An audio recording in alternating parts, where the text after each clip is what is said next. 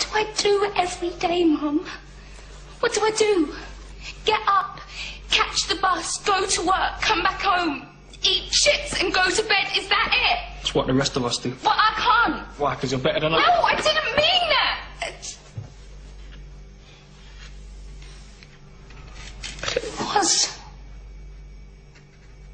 It was a better life. And I don't mean all the travelling and seeing aliens and spaceships and things. That don't matter. The doctor showed me a better way of living your life. You know he showed you too.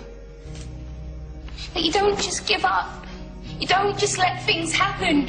You make a stand. You say no. You have the guts to do what's right when everyone else just runs away. This is today's flat Earth. The fact that we live in the cutting edge of human evolution. The cutting edge of how far humanity has come. Turning a planet of enormous beauty into a shithole ain't the cutting edge of human evolution.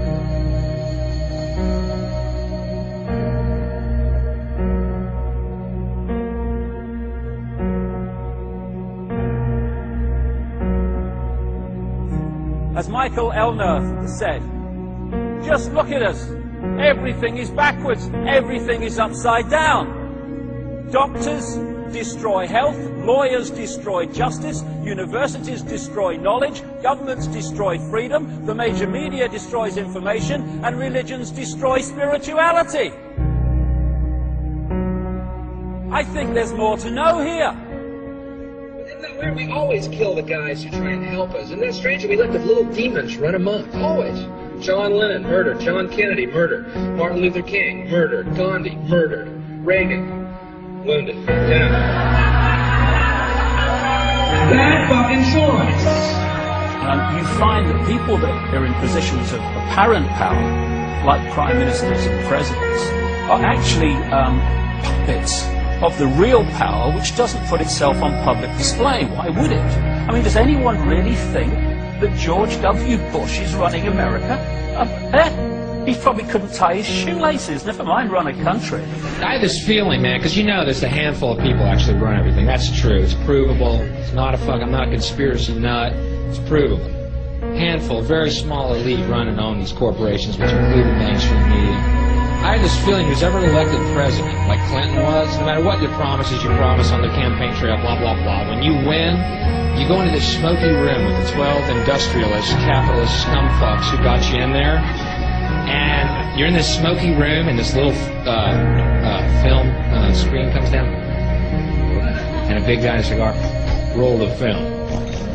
And it's a shot of the Kennedy assassination from an angle you've never seen before. That looks suspiciously off the grassy knoll. And in the film, the screen goes up and the lights come up and they go to the new president. Any questions? Just what my agenda is. First we bomb Baghdad. You got it.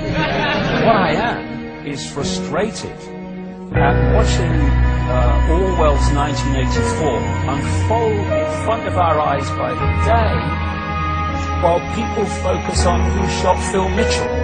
That is frustrating, because my children and your children, thank you, are going to have to live, indeed, in the timescale so are we, because we're living in it now, when the most basics of freedoms are being taken away. The average man and woman is in a trance. They get home from work, they don't even talk to their children. They turn the television on, and they let those corporate messages set the agenda in their lives. All you ever hear about in this country is our differences. That's all the media and the politicians are ever talking about, the things that separate us, things that make us different from one another. That's the way the ruling class operates in any society. They try to divide the rest of the people. They keep the lower and the middle classes fighting with each other so that they, the rich, can run off with all the fucking money. fairly simple thing happens to work. If you know anything different, that's what they're going to talk about. Race, religion, ethnic and national background, jobs, income, education, social status, sexuality, anything you can do, keep us fighting with each other so that they can keep going to the bank. Divide and conquer is the motto. And as long as people continue to see themselves as separate from everything else, they lend themselves to being completely enslaved. We've all seen vast herds or flocks of sheep controlled by a sheepdog and an authority figure called a shepherd. You imagine if just a significant number, not even half, of those sheep said, we're not going to succumb to fear of the sheepdog, and we are going to go our own way. And those sheep start going in their own way, they start expressing their uniqueness, and they stop acquiescing with the authority figure and succumbing to fear. Where's the power of the shepherd now? Where's the power of the sheepdog now? They have no power except in acquiescence by the mass of the sheep to the perceived power that they have. We need to start seeing humanity in these terms very, very quickly. I've seen these ants do great things. And year after year, they somehow manage to pick food for themselves and you. So who's the weaker species? Ants don't serve grasshoppers. It's you who need us.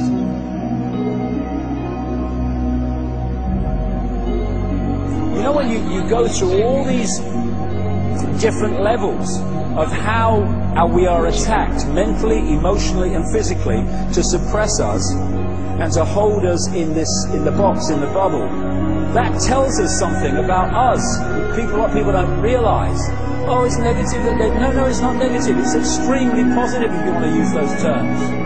Because it's telling us who we really are. The level of suppression on multi-levels, in multi-ways, that they've had to go to and continue to go to hold us in servitude shows the potential of genius and magnificence that we really are. And that's our natural state. This is the difference between the power of our Creator and anything else, particularly evil. That you can go into a pitch black room full of evil, full of darkness, and light a little candle, and instantly that darkness leaves. But you can't do the opposite.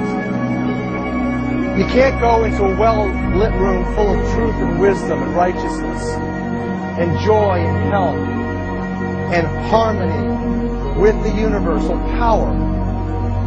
You can't take any amount of darkness and go into that well-lit room and have any effect whatsoever.